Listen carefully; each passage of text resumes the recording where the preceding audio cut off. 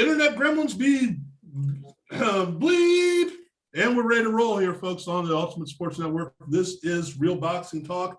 We're going to go fast and furious, or faster and furious, or Tokyo Drift, or whatever the hell. Part 10. Anyhow, part 10, yeah. Which I've seen none of them. Sorry about that. We've got a lot to cover today. We're going to start with something that we don't really talk about much on Real Boxing Talk. We're going to talk about, and we have a great fight coming up for a title. And John, why don't you lead us into that, and we'll roll from there. Did you say the Katie Taylor fight? Okay. Yeah. Katie Taylor is fighting Natasha Jones as a rematch. They fought as amateurs. They were both considered the top amateurs in Europe in 2011, 2012 before that. And then they fought right before the Olympics, and Katie Taylor won like 26-15. So it was a tough fight. It wasn't that close, but still very competitive. So for 9 years, Natasha has wanted another fight with Katie, and Katie has gone on to win all the lightweight titles. She's the unified champion, blah, blah, blah. She had a couple of tough fights last year. And then Natasha fought up-and-comer by the name of Terry Harper, who was, I shouldn't say up-and-comer, she was champion. She was getting all the accolades. She was the next Katie Taylor, blah, blah, blah. So Natasha was the B-side, basically was going to get her butt whipped. Instead, Natasha flipped the switch. I think beat Terry Harper, hurt her bad late in the fight, kept coming, tough. But in England, as I just said off camera, you got to kill somebody almost to win a decision if you're the B-side. She got a draw. So now she's fighting Katie again. And there's a lot of anticipation about it because, you know, they were kind of rivals, and Natasha's getting her wish. Katie Taylor said, fine. Katie Taylor pretty much fights everybody. And so, yeah, that's one of the fights Saturday night from England that I'm really looking forward to. Frank, should be a good one. What do you think, Charles, about Katie Taylor and Natasha Jones? Well, I mean, anytime that you have an opportunity, a fighter has opportunity to get revenge, you know, that goes a long way, because you think about particularly whether or not they think about whether or not they did something wrong, right? Can I rectify what I did wrong? And if you feel deep down inside, they can make a difference. Then they go, okay, this time I'm going to get it right, right? How many times have we seen that even on the male side? So I'm sure it's no different than on the female side as well. But an opportunity to right the wrong, if you will, or an opportunity for the person that won to go, I'm going to just do what I did last time. She has no clue. I'm going to show her she doesn't belong in this area, this space. And I think that's part of it when you look at, you know, what Katie Taylor's probably going to try to do. It's just one of those things where you kind of say, why change? You know, and we'll go back, look at some tape to see if she changed or done anything since the last time. But if we had a game plan and I beat her, particularly if she won convincingly, right? Then you say to yourself, no reason to change. We know exactly. We might add a few quirks to be able to adjust on the fly if need be. But for the most part, she has to prove to us, you know, Katie Taylor, she has to prove to us that she is worthy and she can try to defeat us, because we won. So the pressure, you would think, would be on the opponent that's trying to win the rematch. Yeah, exactly. And I expect Katie to do the same thing again. It's funny that they're considered older, but it hasn't really come into play. I mean, Natasha is 38 and Katie Taylor is 34. So they're older fighters in a sense, but I haven't seen any decline in either of them. So that makes it interesting. But right, I mean, Katie's just faster and all that. So I would expect her to win a decision. Again, I can't see her stopping Natasha, but hey, you never know. But it's an intriguing fight. You're right. I mean, a rematch is always interesting. You know how it is in sports. If you lose to somebody, you always want to take them on again. You know, you always think, okay, maybe if I do this or if I do that, I can do better. So yeah, it should be good. They got a full bunch of fights that day, Saturday in England. So it's going to be a good one. Frank, are you there to take over now, Mr. Host?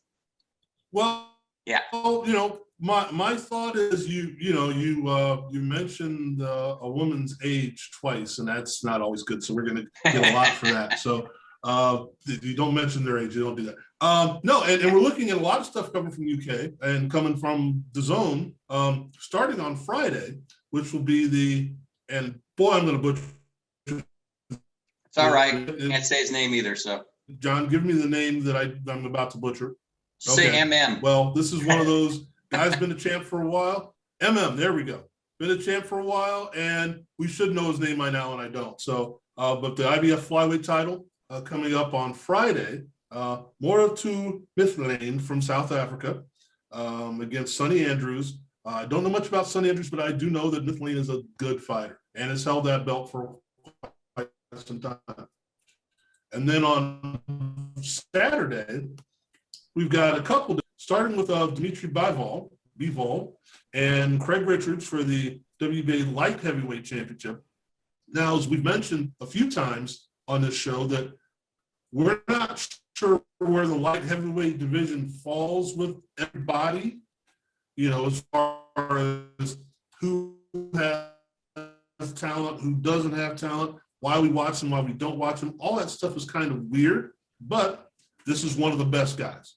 And as we just watched Joe Smith Jr. Against Maxim Vault, geez, I can't spell anybody's name today.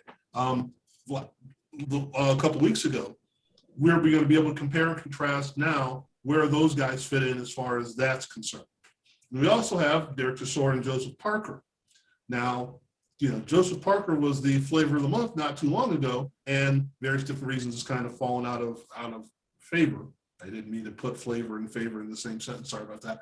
But it's the idea of, as we talk about the heavyweights and we talk about how the heavyweights drive boxing or used to drive boxing, the Chisora Parker fight, does that put people, well, let's look at the fight first, Charles, and then we'll see how that's going to set up things for later. Who do you like in this fight and why? I want to say Chisora. I like Chisora, but then again, I got to go with Parker just because of the fact that then when you look at the number of fights that Chisora has had, you think about the number of losses, but he's still a gamer. And what I mean by that is he has a fight, more than a fighting chance to win the fight. And what better way to jump into the mix and really be considered worthwhile again, right on that upper in the higher tier, than to be somebody like Parker, because we know what Parker's about. We know what he wants to do, right? He wins this fight and he continues to win. He's on the fast track to something. We don't know what the hell that is, because right now the heavyweight division is all over the place. But we know he's on the fast track to something, and he might legitimately get a decent fight where he can make money. And once they figure it out, it's always people like my boy Ortiz. Anyway, I'm saying only one time today, with the other people that are available that in that realm of put it together, other people that are in that realm of trying to put all this mess together. If you win, you can find yourself in a good place. Parker could, when everything falls out. And I think that's the main thing, because are these two guys going to fight? And are they going to fight? Well, no, we don't want to fight him. They don't know who's going to host the fight. So all that crap. The key is to continue to win. And that's what I think Joseph Parker wants to do because of that factor. If you win, you got a slot. You're golden. And you just wait. If you lose, good luck. Well, Frank, I'll just go. With the heavyweights now, it is in a way. But the background story is interesting too. Joseph Parker has a new trainer. The trainer is always the one who gets blamed as like the manager or the coach of a team when players don't perform. You got to let somebody go. So it's usually the trainer. Mm-hmm. Parker was with Kevin Barry his whole career, and then he let him go. And he hired an interesting guy, which Charles Andy Lee, the former middleweight champion. Yes. So what's going to be intriguing is to see if he fights differently, because he had said when he went into, after he lost to Dillian White and Joshua, he said that he was going to be more aggressive, and in a way he won three fights in a row by knockout. Then he fought a guy in Australia that he was expected to demolish, and he looked very sluggish. Junior Fau, I think his name is, and it just didn't go very well. So Kevin Berry got the old heave-ho, and he brought in Andy Lee. And the guy who suggested Andy Lee, Charles, was Tyson Fury. Oh, wow. Yeah. Okay. So, so Andy Lee has trained Parker for this fight. So Andy Lee, if you remember him, he was a banger. You know, he'd move a little bit, but he liked to rumble. So if Parker is really serious about this, if he said, well, he seemed to be, but then he reverted back. So he's probably caught between two styles right now. Mm-hmm. His more methodical, take it easy kind of style, or his go for it, balls to the walls. Chisora will love it if he goes balls to the walls, because that's Chisora. I agree. I love Chisora. Well, I don't love him, but I really like him because he's a character. Right. You know, I mean, he calls Joseph Parker on the phone and says, "Hey, man, let's fight." I mean, I love that. I thought that was hilarious. And Parker says, "Okay." You know, so that was just hilarious. And they're both great guys. Chisora's lost 10 fights. Every time he steps up, he loses. But I understand why. I mean that mean.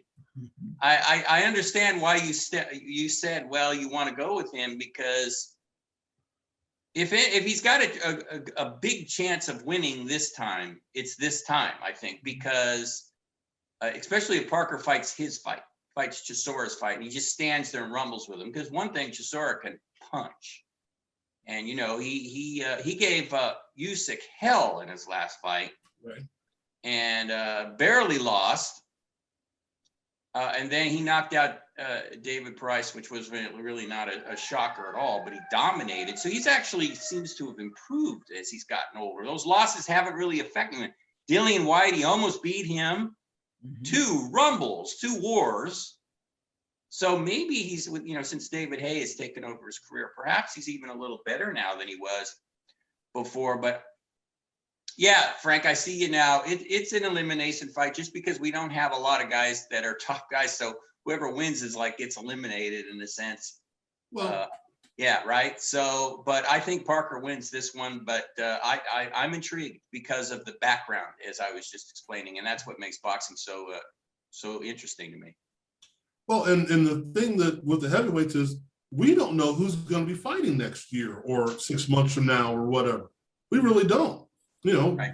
Guys may retire, guys may go to jail. You know, who knows what's going on? Will we see Big Baby again? I mean, there's so many things up in the air. We don't know.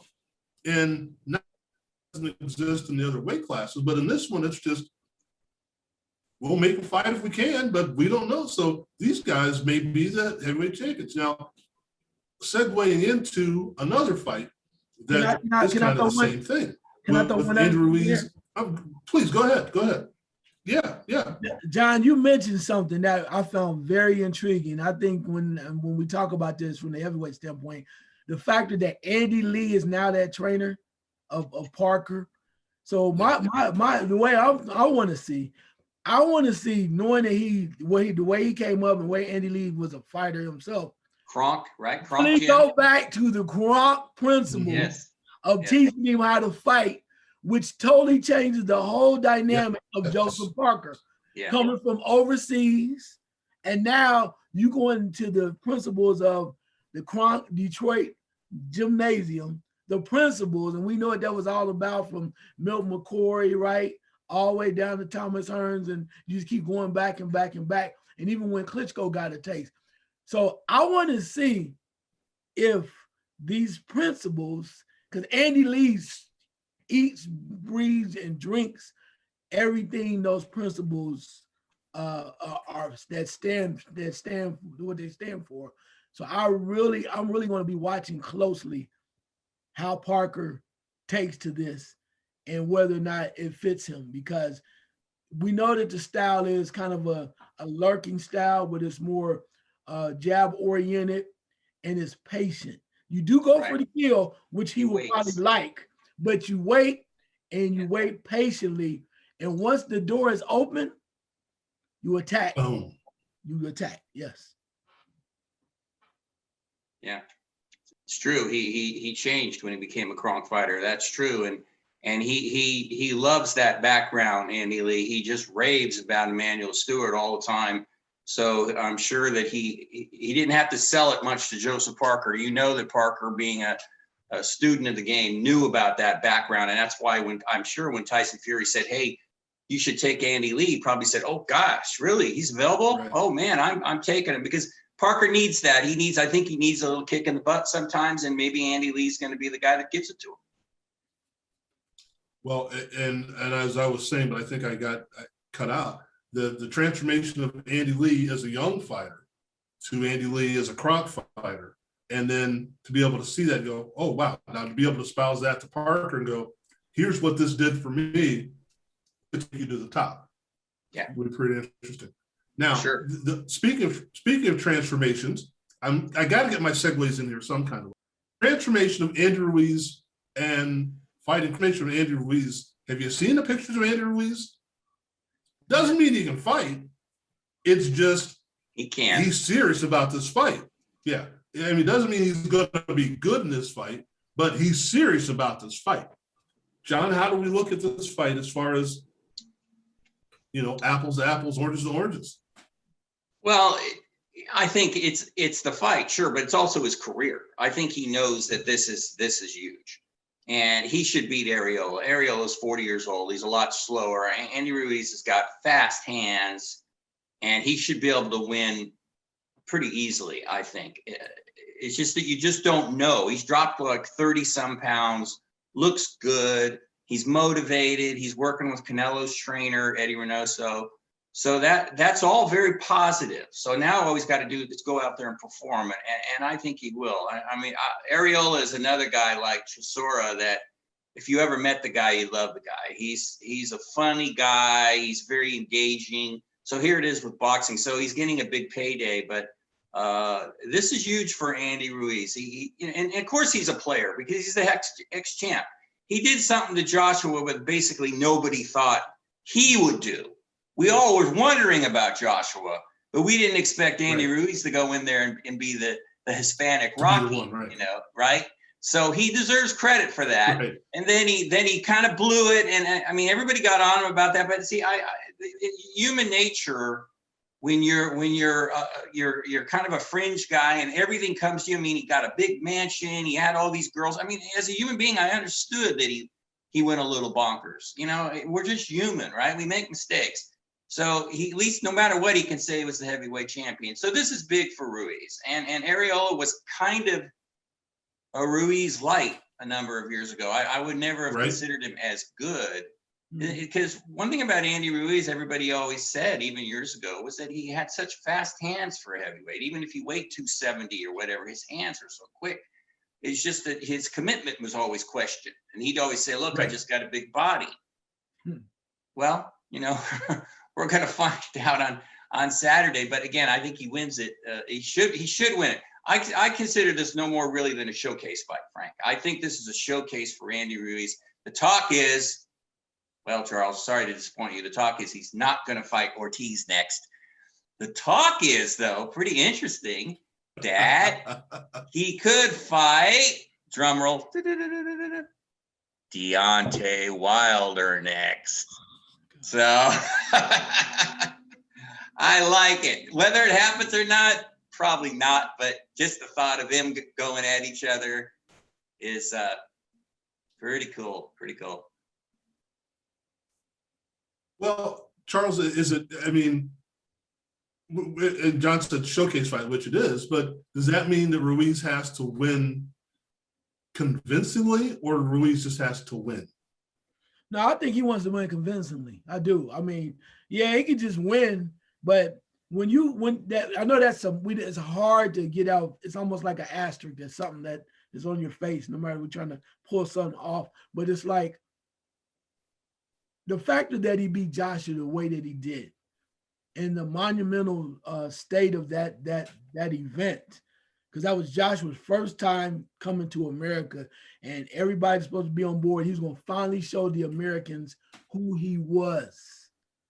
And it took an American to take him down. That will forever, it will be in the history of boxing forever. It's one of those things you'll never forget. It won't be on the Buster Douglas type scale, but it's something that you go, he dismantled this man. So as John mentioned, he's the champion forever. He'll never forget that. But I think he wants to win convincingly because now he wants to show you it wasn't a fluke. And if you notice, I agree with him. Right. The second time when he fought Joshua, Joshua really wanted no parts of him. Even though he was still a little, he got back to being husky. That's what we're going to say. He got to be back to being husky again with his tough skins. Anyway, from Sears. Anyway, but he came in a lot heavier, but he still had the skill set. The hands were still moving, and Joshua made sure to stay out of that man's range because of what happened the first time. So when you look at it for Ruiz, right. It's one of those things where he goes like, yeah, I can fight, and I'm going to show you again. When I'm ready to fight and I'm in shape, there's nobody that's going to beat me. So I think he plans to go in there and dismantle and hurt Chris Arreola to the point of we need to get him out of there or be very convincing because it's just another stepping stone. So if it is a Wilder fight, I hope not. But if it is a Wilder fight, it'll be what it is. But that keeps that momentum going. And right now, that's what you got to do. I mean, if you want to make money, you got to keep stepping up. I mean, I like to see him against Dillian White personally, something like that, where you could get a title, one of those throwaway titles they have or something. You know? So I like to see like that because I think somebody like as far as Ruiz, and then also should get another shot. And since you're throwing titles away, I think he's worthy. He fought Joshua. Josh is now the cat's meow. Let's be real. When he came back, he won. He defeated him. Now everything shook out once Wilder lost. Oh, here I am in front of the class. And the man that defeated him, the way that he did, deserves some love. Because it's telling you, to me anyway, that maybe the class is not as good as we thought. You thought all the boxes were, right? We rolled with Deontay Wilder. I'm a witness. I put my hand up. I defended him 100 million times. Somebody figured him out. And once he got figured out, now everybody else seems like that little chink in the armor, right? So with all that being said, There's no clear-cut guy that you go, oh, damn, that's our guy, right? That even with Klitschko, that's our guy. You can't say that right now. Even with Fury, was this close from not even being another mention. So I love it because now it's like, you want to fight? No, I don't want to fight you, but I'll go over here and fight him. So it's a toss-up, as you said. I think it's the fight itself is going to be great, particularly for Ruiz if he moves on. But it just adds to the mess that we already have if he wins in the heavyweight division. Frank, can I throw something in real fast? Please go ahead. Quick. Charles made a really good point, and it's not talked about. When Ruiz fought Joshua the second time, and Joshua won, which was fascinating to me, and Charles obviously picked up on it too, was that whenever he got Joshua on the ropes, which wasn't very often because Joshua was trying to do his Texas League version of Muhammad Ali, moving around and everything. But when he got him on the ropes, especially later in the fight, you could see that Joshua, I don't want to say terrified, but he was like, no, I don't want to be here. Right. Get me out of here. It's like I would have been on the ropes. I'd have been, no.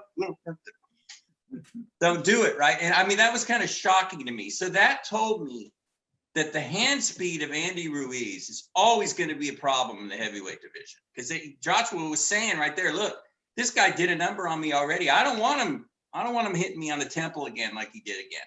So that's a big factor.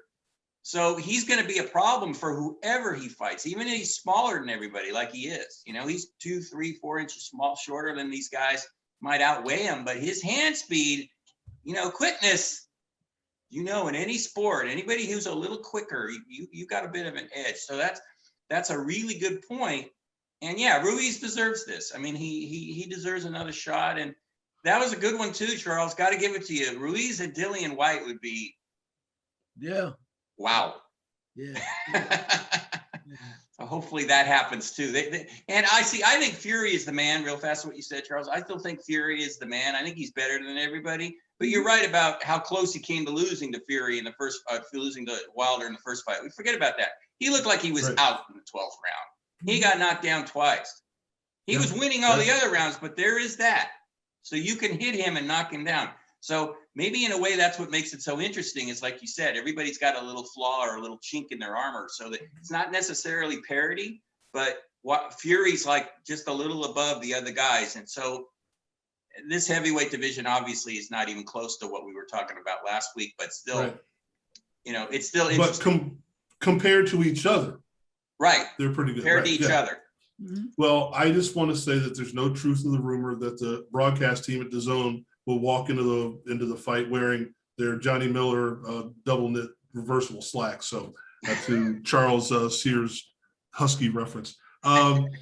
It's an idea when you put these guys together, and you guys made a perfect point for it. We have a tendency, and we do, and we've done shows on it, where we're comparing era to era. Well, that's good for speculation. That sounds great. But in this era, these guys have to fight each other. Right. And the question is, who is going to come out on top? And as you said, the pecking order starts with Tyson Fury. Who's second? Is it Joshua? Is it Wilder? Is it this one? Is it that one? Who? I mean, it's interesting because I don't know that in my mind, there is a 1, but there might be a 2A, 2B, 2C. I'm not really sure. Charles, if we had to not go by the rankings, but by our idea of ranking them, where would you stack them? Or can you? Well, I'm not sure if you can, but we're gonna throw it. We're gonna throw a stick at it anyway to see. Since the question was asked, you might as well. Yeah. But I mean, you got to say Fury because of the factor that he took the man down. He beat the monster in regards to what it was. You know, say what you want to about the style of Wilder. For the longest time, he got away with it, and he got away with it. We didn't think anybody was gonna figure him out until they did. He kept saying, "Well, maybe it happened 10 fights ago," but it didn't. It happened when it happened. So you got to put Fury at 1. I mean, that's just because he was, again, one of our favorite, crafty, you know, and he was right. So he was able to do that, and he took him down. Now after that, it's like, okay, there's a lot of scenarios. Number 2 or 2A, 2A would probably be Joshua because of the factor that he's able to come up and he won. And he's exciting because where he's from. Let's be real. You know, he comes from the pond. All those folks from across the pond are like, yeah, okay, this is our guy. He's on a revenge tour, or he's on a comeback tour, if you will, and he has to fight. So he's there. Wilder, to me, would have to be right there. Okay? Say what you will, say what you want to, and you can make an argument for Wilder neck and neck with Joshua. Well, because he lost so quickly recently, and then also the way that he lost. Right. Then of course, a lot of people want to take him down anyway. So as soon as he lost, like, I told you, he can't box. Everybody came out with all of these reasons why, and they just piled on the guy. Not saying that wasn't true, but they jumped on him. But I still think, despite what they say, the way that he won, the way he was able to do what he did for so long, he still deserves that that opportunity. And that's why I will put him like maybe 2A, 2B with Joshua. I think he's right there. But then from there on, it gets very murky. Because now you look at the Dillian Whites of the world, right? But I think we would not we looked at Ruiz and we kind of put him like over here, right? It's like he was done. He was done. Yeah. When you said that, but it's like, but when he's in shape, okay, he's on that lower tier. Talk about Joseph Parker, right? Joseph Parker, 2 major losses to quality, what we call quality opponents. But can we put him up there even 3, or is he down lower just in the bullpen with all the rest of the guys because of the way that he lost? And he beat Charles. Parker beat Ruiz. So there is that. Yes. Oh, yeah, I didn't so know that's that. That's why I was waiting to put that. I thought you might not. Yeah, that was a few years ago. He beat him in New Zealand. Yeah, what a decision. Wow. But that's again, is How that home? When was that? How long ago was that? That was 3.5 years ago, maybe 4 years ago, when Parker was the champ. I want to Right. see that fight again. So I And get is, yeah. Now, And is that because, yeah, let's don't stop everything. Right? dial it up, Frank. Oh. Where's the engineer? But is that also because he won because he was a champ and also some home cooking? So Well, yeah, now Frank knows about that fight. Yeah, Frank Yeah. knows about that fight. Charles, you watch it, it's very close. You could make a debate that Ruiz won it. It's very close. It's in New Zealand, yeah. Parker's backyard. So yeah, you can make, but it's not exciting. It's like a chess match. You got these two guys throwing punches occasionally at each other, but it was very up in the air on who won. But still, Parker got the decision. Some people complained, some didn't. I personally thought Parker did win it by about that much. But Ruiz is a counterpuncher, see? So when you're a counterpuncher, sometimes you're going to lose those kind of fights because you wait too much. And he was waiting a lot in that fight. Can I ask a question? Sure. Yeah. So if I've had this right, then didn't you mention that Joshua beat Parker? Yes. And what was that? What was the outcome of that? That was he won by decision. Parker beat Joshua decision Parker about 2.5 years ago. So with that, and like you said, I didn't know, but even with that information, I'm still putting Ruiz up there. Yeah. Because of the fact that the way he destroyed Joshua the first time. Right. And he's a different guy now. And I still need Parker to show me that he's real. And I'm not to take nothing from him. And he has a decision. And I'm almost certain that Ruiz has learned a lot since that fight. Because everybody, and I'll just say this, and maybe I'm just throwing something out there to see if it's going to stick, but everybody, even across the pond, they had it locked down that Joshua was going to use Ruiz as a stepping stone. Everybody. Oh, yeah. Everybody. And that's why the fight was taken. It was in America. They wanted to say fight. And for Ruiz to do what he did, I would love to see that rematch with Parker because I think it shows that. So when you mention that, even though he lost, I'm still lumping them together. Because I guess I'm not believing the hype. I believe there's no way Ruiz did what he did to Joshua. It doesn't feel like, now I know the secret. It's almost like when the Charlo brother lost to Harrison. And then he came back around. It was like, okay, now I got this guy. I know where he is. He tires at the end, things of that nature. So that's why I still lump them all together because I still need, even though I'm going to give Parker maybe just a little edge because he defeated him and you got to give him that credit. But I think deep down, when it comes down to it, you have to say, how much better is he? And we still need to, the unfortunate thing is nobody's really shown us that they had the momentum for them to get that large, give them the extra credit, right? The extra point to boost them up to the next level. Everybody just kind of like hanging in that, you know what I'm saying? That bullpen, that tier of everybody's together, that sea level area. And I think that's where it's going to be interesting because after 2, when we get to 3 on, I mean, it's a crapshoot. So please tell me what your rankings are. Well, I'm just going to say, let me say this real fast. You're right. I mean, it's confusing in a way because it's all about styles, like we say. But, Parker fought Dillian White, right? And he lost. He almost knocked out Dillian White in the 12th round. He got knocked down a couple of times, rallied, almost knocked him out. And then but you asked me about the Joshua fight. When he fought Joshua, he didn't really engage much, which was interesting. He held a lot. He didn't engage with him. He was almost like, I don't really want to engage with this guy. I don't really want to punch with this guy. Now everybody kind of wants to punch with Joshua because they think all you got to do is hit him somewhere and he's going to go, so it's one of those deals. But as far as the rankings go, I still have Fury up there because, as you said, he slayed the monster that even though everybody was critical of, myself included, no one had been able to beat him, and he was on the cusp of losing to Ortiz a couple of times and he still came back and won. But so I have Fury and then I have Joshua. And then I have Wilder. Wilder is still third, but not by much. That's why when Joshua and Wilder were supposed to fight, that's why we were all talking about it because it was like whoever hits who first is going to go. That was a thought, So and the big story too about Wilder. What is Wilder going to be like when he comes back? You know, he's got a new trainer now. He's going to be what he is still, but will he be maybe a little refined? Maybe he'll do a few more things differently. Who knows? And then Mark Breland, by the way, I throw this in, is with Charlo now. Right. So I found that very interesting that Yeah. Frank knows about that. Yeah. Mark Breland is with Charlo. So that can't hurt.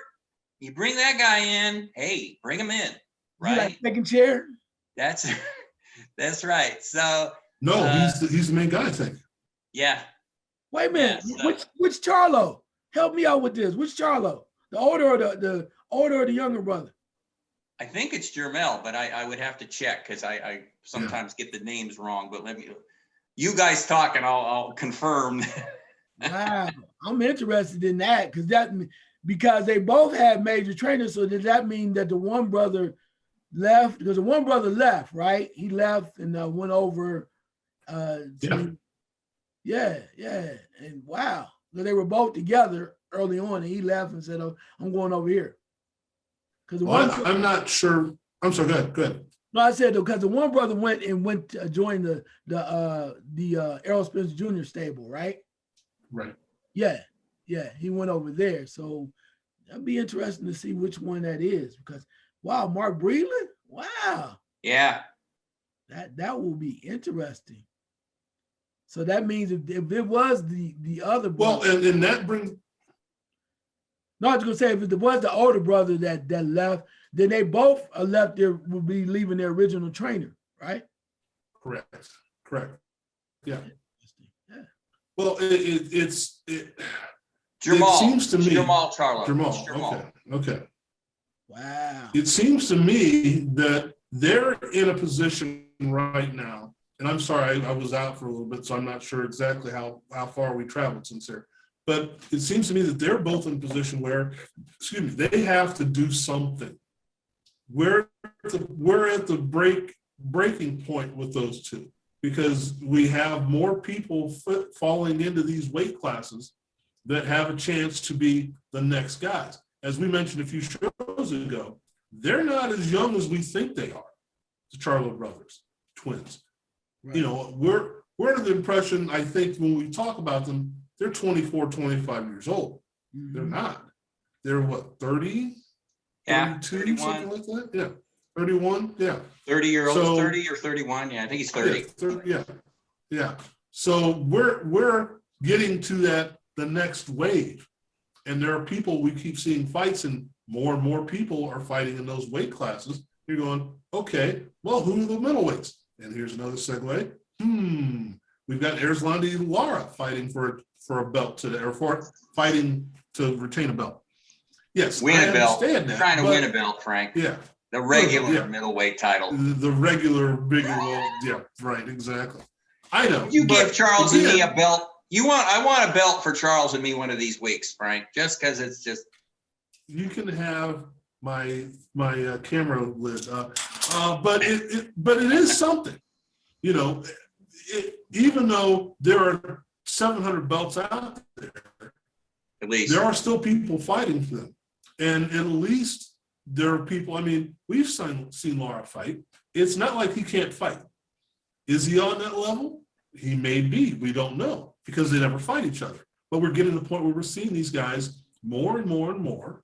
The Charlos, even because it may not be them, they have to prove something here pretty soon. Yeah, I personally think they have, but that's me. Go ahead, Charles. No, so I think it's interesting because as John was saying that, I think they're gonna have Breland still working with Ronnie Shields too. So it's gonna be a combination to them working together, which I think is kind of cool because both of them are old school, and when you get into those championship fights as Jamal moves up or whatever he decides he wants to do, to have two quality dudes that have been in some real wars themselves, sure, in the ring, and now let's say for instance he says, okay, I'm fighting this guy, I'm fighting the top-notch guy, to have that kind of experience in your corner and also in your training camp, it's just like, damn, that to me says, yeah, I'm ready to go to the next level. And can you see, not to cut you off, but can you see Ronnie Shields over here, Mark Breland over here, and them throwing together a fight plan together and what they can throw off of each other. You go into the fight, you're prepared with those two guys. Yeah, Frank, and you know what? It's very good of Ronnie Shields to be okay with Mark Breland coming in. I mean, he's not threatened. Yeah. And that says a lot about Ronnie Shields, because trainers can be very prickly about that. Sure. Yeah. And he's taken it in. Can I say something about Lara really fast, Frank? I want to say. Sure, go ahead. Sandy Lara, I just wrote an article, so that's why it's on the tip of my brain, which is kind of interesting sometimes. He's criminally underrated, as far as I'm concerned. Yes. I mean, he right? I mean, he's lost 3 fights, allegedly. Right. He lost to Paul Williams 10 years ago. He didn't lose that fight. You go back and watch that fight. He didn't lose that fight. That was one of the biggest robberies I have ever seen, and I've seen a few. And that one was like you were like, oh, they suspended the judges and all that. Thank God. But hopefully they never worked again, because that was just, I felt so bad for that guy. Then he fights Canelo. Yeah. Okay. A lot of people think he beat Canelo. I thought it was a draw when he fought Canelo. So there you go. So he loses that. So he's got 2 losses. Then he fights Jarrett Hurd. He's an older Lara now. You know, he's 38. He was 36 then.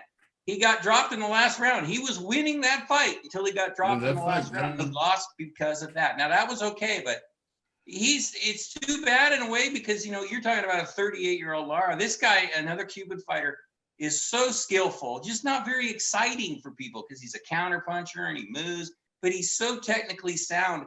Like I said, I'm going to say it again. It's criminal that a lot of people don't give this man the due that he deserves. Kind of like a Winky Wright thing, where Winky Wright never got the credit, right? And Lara, he's fighting Cornflake. Lamont, don't ask me about that nickname, but the fact that this guy, okay, this is going to sound cruel. Sorry, Cornflake. The fact that he's getting this fight when he's not even ranked really in any of the top, except the WBA, which is the world boxing atrocity sometimes. But I'm glad for Lara, because he deserves it. So he'll get another belt and he can call it whatever he wants. But for as far as Lara goes, right on, man. And I hope he'll be one of those guys, Frank, that hopefully, it really hasn't happened with Winky Wright, but hopefully maybe 10, 15 years from now, people go, wow, that guy Lara was really good. He could have been undefeated his entire career. So, but he'll get more fights down the road. Well, I will say that at the point that I was on the Paul Williams bandwagon, I think I was conducting the Paul Williams bandwagon, and talking to Charles, I said, you got to see this guy. He's fighting this no-name guy from Cuba, Pakistan, wherever he's from. I don't know. And Lara kicked his butt. Okay, see, yeah. I'm sorry. And that was when I did a full gainer off of the Paul Williams bandwagon. Went, wait a second, maybe I was mistaken. Now, it's not that Paul Williams couldn't fight, it's just that Lara was that good, or at least that good that night. Very technical. But as you said, he's proven it time and time again, and he's still standing. Where's Paul Williams at? So he's still standing. Now, it's funny that you brought up that, because we're looking at another fight, Sebastian Fundora, who's at super welter now, but maybe he can stay at super welter. I just don't think it's possible. And here's another one that's going to jump up into the super middle, I believe, category here relatively soon. Because he's 6'5", 6'6", whatever the hell he's listed at. He's just too big to be at that size. Now he's making weight, it's not a problem. And he even looks a little not lean either, which is an odd thing to do. But it looks like he's got some game. Now, I'm, as Charles will say, you fell into the Paul Williams trap once, don't fall into it again. But here's another one that we're in that mix. What I'm saying is a younger guy who's going to be in those weight classes that the Charlos and others, they haven't figured out what they're doing, and you've added another 3 or 4 decent fighters into that mix. So Charles, is it something going back to the Charlos and Ronnie Shields and Mark Breland? Are they starting to see we've got to do something here because we're stuck right in the middle. The younger guys are coming up and we haven't pushed the ceiling out of the way yet. We've got to do something to make us either more attractive, go get fights so we can beat somebody. They're stuck and now they're trying to get unstuck. Is that what it looks like? Or is it just, hey, this is a smart move, let's do it? No, I mean, I think somebody's probably whispering in the air that they're not getting any younger. I mean, when you hit past that 30 mark, you're 31, 32, whatever it may be, and then you get people that are supposedly avoiding you or they're not, or they're doing their own thing. Let's just say this because we don't want to say avoiding because you don't want to tick anybody off. But Canelo was, instead of going this way, Canelo's like, no, I'm going to go 168, 175. Then I might swoop back around. So he's kind of like out of the picture for a minute until he feels comfortable what he wants to do. So you have to start to create your own action. So the question next is, how do you go about that? Now you're seeing even more where, you know, the name Triple G is throwing out, the people throwing Triple G's name out like it's Santa Claus. It's like, because nobody seems to be afraid of him anymore. Now, it's up to Triple G that if he gets an opportunity to fight, then he'll go, okay, I'm going to show you guys I still can fight. But then he has to be careful. See, that's the other thing. Is now we're in the being careful business. So he's old. So if he loses to a guy that may not be on that higher tier, somebody even lower than Charlo, then it's like, well, damn, okay, can you even get another fight? Now we're gonna have you fighting Austin Trout, right, for $2. And he didn't want no part of that. Plus 2 in the back of his mind, or maybe I'm thinking for him allegedly that he wants to win. And then maybe Canelo will come back around and swoop me up when I'm 39 years old, right? Whatever it is. It's 39. Yeah. So I mean, whatever. It's just that point. But but I think the Charlos know they have to press forward. They got to take a chance. But I don't think they're afraid of that. But they have to make it work. And the reason why I say that, because you look at a guy like Andre, right? And in order for that fight to happen with the Charlo, you want to make it worthwhile, which is money. Why would you just go fight on Fox when nobody's going to give a damn? And the risk is not worth the reward on Fox. If they throw big money at you, then you take the risk because at least I got paid. I'll circle back and do what I had to do. Now they need to make money. If you're going to take a risk, make money. Also make sure it is to the point where it puts you in a good position. Now, my question is this, and I'm gonna throw this out there because I think this makes it even more murkier, is you've heard Jamal's, he's made his move, right, with Shields and then Breland. So now Jamel is a little lower, right? Lower on the totem as far as the lower weight. But how do they continue on in the next couple of years without running into each other? I mean, one Jamal moved up so Jamel could do what he had to do. And I'm not saying they will never fight. I'm not saying that. But my question is, how far can you go? Who's going to win 175? Now I'm going to go to 168. I'm interested to see how whoever's working with them, how they figuring this out, who's next and things. I think that makes it even more intriguing because you got 2 brothers that literally could be fighting one another at the same weight. And they probably spar as it is. But that just adds to the confusion because I'm going to go to 175. You come on up to 168, but then I want to go back down to 168.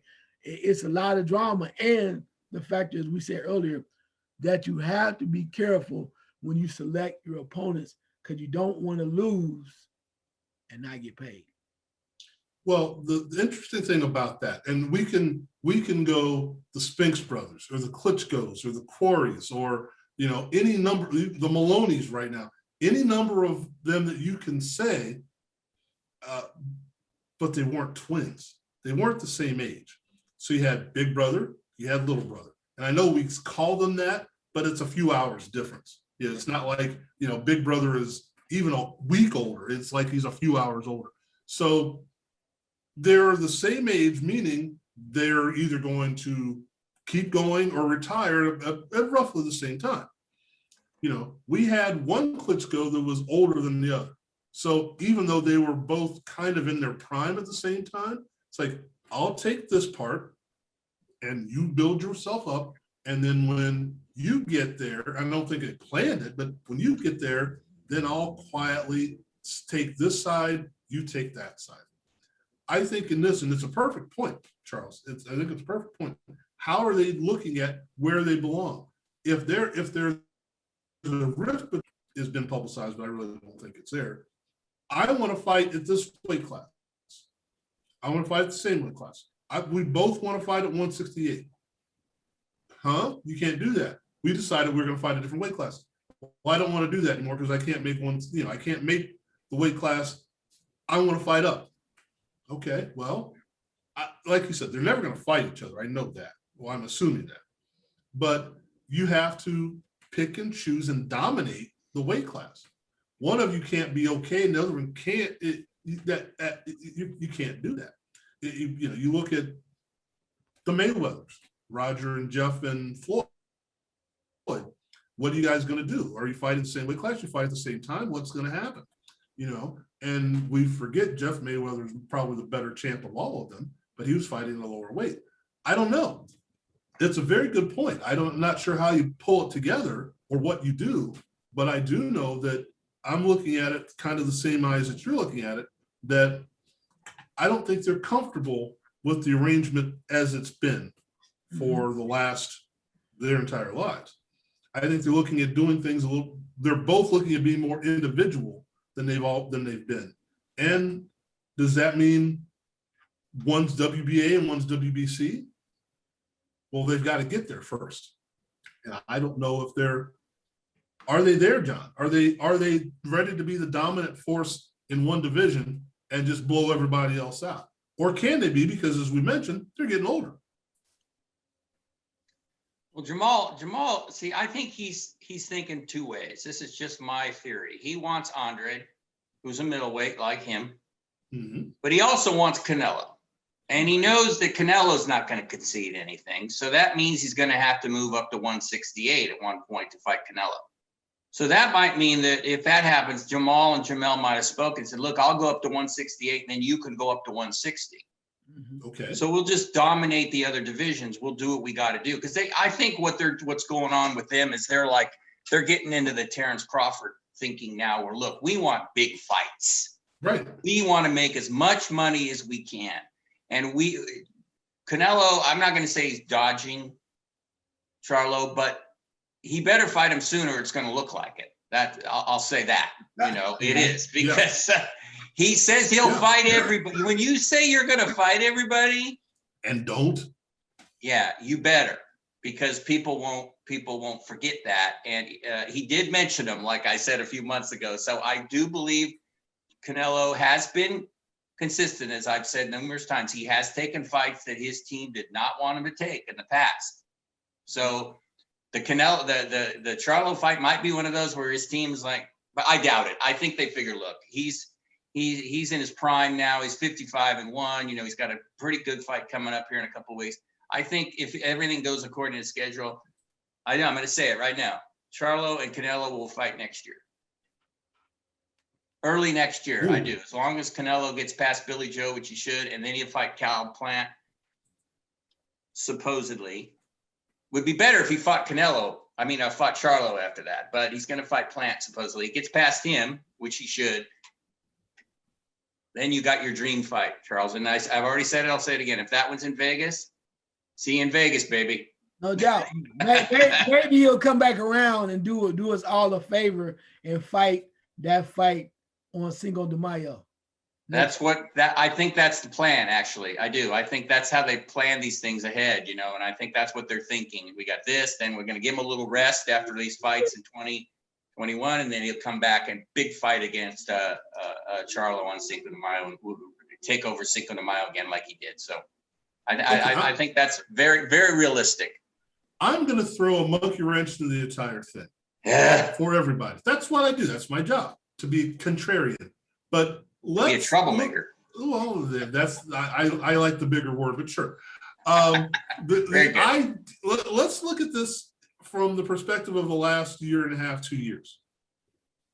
The grand plans may not happen. I'm not saying there's a relapse in COVID. I'm not saying that, but I'm saying the grand plan, if you're planning this out 2 years down the road, something can happen. Whether it be you get beat, whether you break an arm, whatever, doesn't it seem like if the fight's there, isn't it better from what we've seen in the last year to go get the fight now? If that's what you want, doesn't it seem like we've been shown in the last year and a half that nothing is for certain? So if you or the trainer or the promoter or whatever says, if you're Canelo, I want this guy. Why am I messing around with Billy Joe Saunders?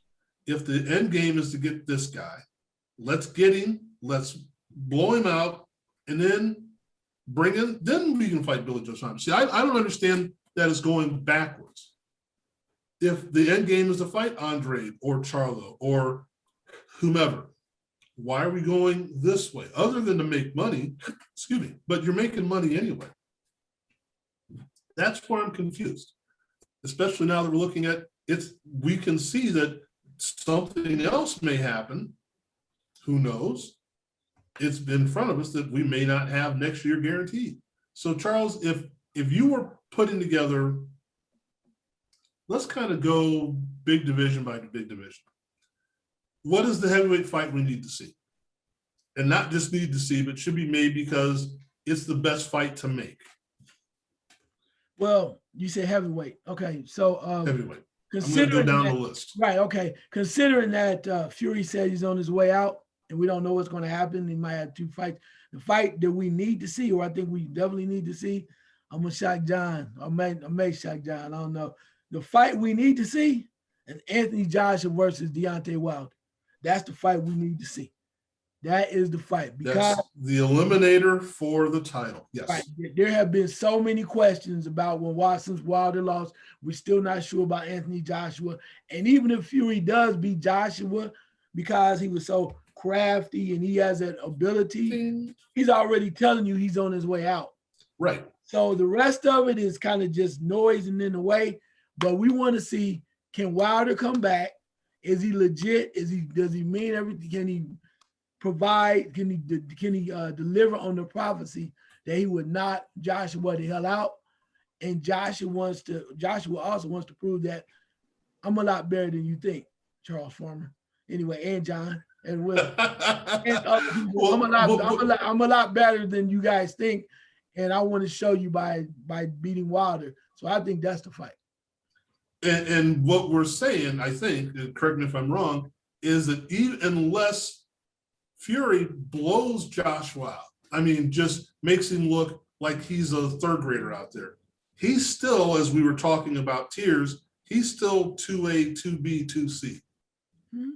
Yeah. So that would be, if Wilder's 2A or 2B, they need to go together. Okay. John, going down to, let's call it the middle, super middle, light, heavy, blah, blah, blah. That heavyweight? Area. Yeah. So we'll ignore the light heavies for right now because we don't seem to know enough about them or care about. Oh, there's a good fight in the light heavy. All right, let's go let's go light heavy then. We're seeing one of the guys this weekend. Dimitri Bivol is fighting the Spider, and Artur Beterbiev. That fight with Bivol, both undefeated, both knockout punchers. Beterbiev is a strong mother. I mean, he's a beast. Yeah. Dimitri is a little more clever, a little bit, Charles, a little craftier. Ding. So that's a great matchup. Bivol beat the living crud out of Joe Smith when they fought. But Joe Smith might get Beterbiev and likely lose.